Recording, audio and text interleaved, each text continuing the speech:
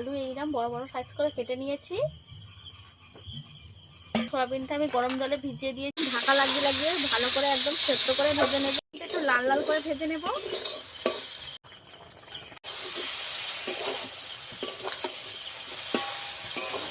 নিরামিষ সয়াবিনের রেসিপি আমাদের রেডি হয়ে গেছে।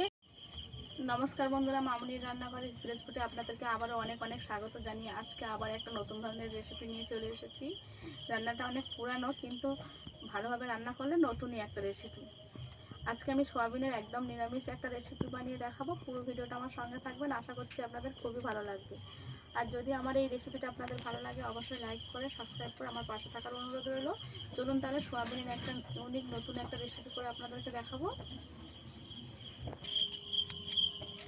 আমি আলু এইরকম বড় বড় সাইজ করে কেটে নিয়েছি। সয়াবিনটা আমি গরম জলে ভিজিয়ে দিয়েছিলাম, এটাকে ভালো করে চটকে ধুয়ে নেব। ভিজিয়ে রাখার পরে এটাকে আমি ভালো করে ঠান্ডা জলে ধুয়ে নেব আর এইভাবে চিপে চিপে তুলে নেব। অনেকে সয়াবিন খেতে চায় না, কিন্তু এইভাবে রান্না করলে সয়াবিন নিমেষেই খেয়ে শেষ করে ফেলবে।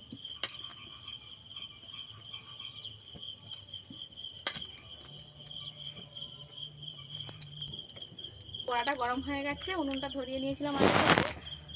তেল দিয়ে দেব,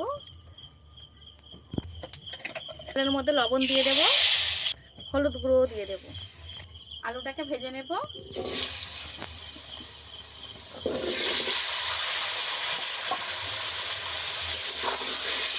লবণ হলুদ দিয়ে আমি ভালো করে আলুটাকে ভেজে নেব। প্রথমে লবণ হলুদ দিলে আলুটা আর জড়াবে না।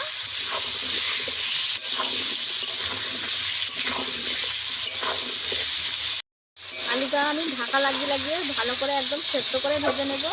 মানে এমন করে ভাজবো যেন সেদ্ধ হয়ে যায়। দিয়ে দেব।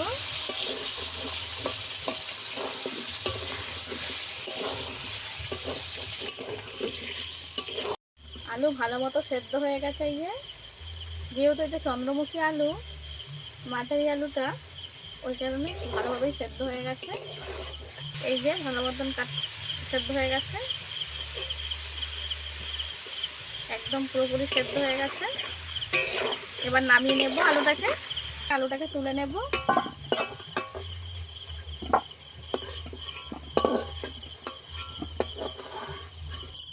আমি এইভাবে ভেজে নিয়েছি। এর মধ্যে আবারও লবণ দিয়ে দেব, আবারও হলুদ গুঁড়ো দিয়ে দেবো, সয়াবিনগুলো দিয়ে দেবো। সয়াবিনগুলো আমি ভালো করে ভেজে নেব। অনেক সময় সয়াবিন ভাজতে গেলে লেগে যায়, এইভাবে লবণ হলুদ তেলের মধ্যে দিলে আর কিন্তু লেগে যাবে না। একটু লাল লাল করে ভেজে নেব।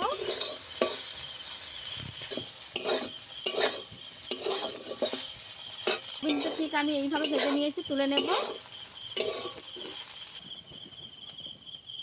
এখানে আমি জিরে বেটে নিয়েছিলাম, আদাটা বেটে নিয়েছিলাম, আদাটাও দিয়ে দেবো। জিরে আদা এক জায়গায় দিয়ে দেবো। পরিমাণ মতো হলুদ গুঁড়ো দিয়ে দেবো, পরিমাণ মতো লঙ্কার গুঁড়ো দিয়ে দেবো, বাড়িয়ে নেবেন। জিরে গুঁড়ো 1 চামচ দিয়ে দেবো। সরি, এটা জিরে গুঁড়ো না, ধনে গুঁড়ো। মশলার জলটা দিয়ে দেবো। কিছু মশলা আমি একসঙ্গে ভালো করে মিশিয়ে নেব। সমস্ত মশলা ভালো করে মিশানো হয়ে গেছে। তেল দিয়ে দেব, পরিমাণ মতন তেল। শুকনো লঙ্কা কেটে দেব আর 2টো তেজপাতা কেটে দিয়ে দেব। মানে আমি কালো জিরে দেব। ফোড়নটা ভালো মতো ভাজা হয়ে গেলে পেস্টটা বানিয়ে রেখেছিলাম দিয়ে দেব। যেহেতু এটা সম্পূর্ণ নিরামিষভাবে আমি এই রেসিপিটা বানাবো, তাই কোনো পেঁয়াজ রসুন দেইনি এতে।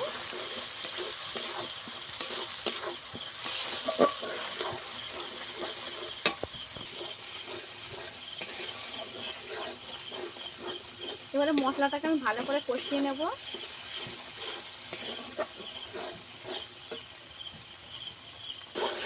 মশলা থেকে কাঁচা গন্ধ ভালো মতন চলে গেলে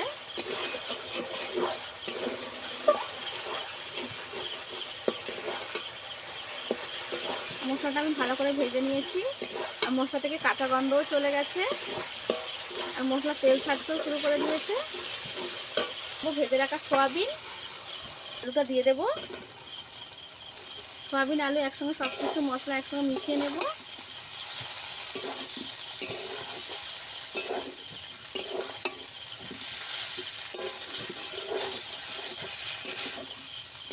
অল্প একটু জল দেব, দিয়ে মশলাটা ভালো করে একটু সয়াবিনের আলুর মধ্যে ভালো করে একটু কষিয়ে নেব।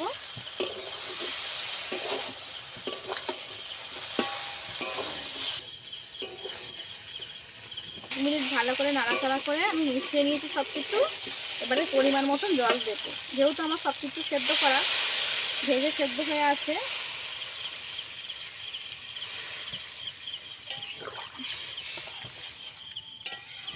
আর এখানে আমি বেশি তরকারিটা ঝোলও রাখবো না, একটু গায়ে গায়ে করে করবো। সয়াবিন তরকারি একটু গায়ে গায়ে কষা কষা বানালেই ভালো লাগে।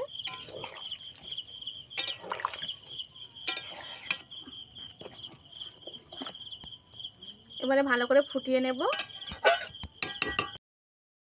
ভাজার সময় লবণ দিয়েছিলাম, তাই অল্প একটু লবণ দিয়ে দেব।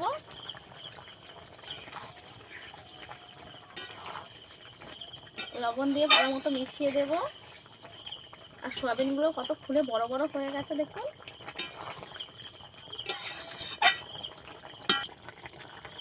সয়াবিনের এই তরকারিটা প্রায় আমার হয়ে এসেছে। এবার আগে থেকে গোটা গরম মশলা বেটে রেখেছিলাম দিয়ে দেব।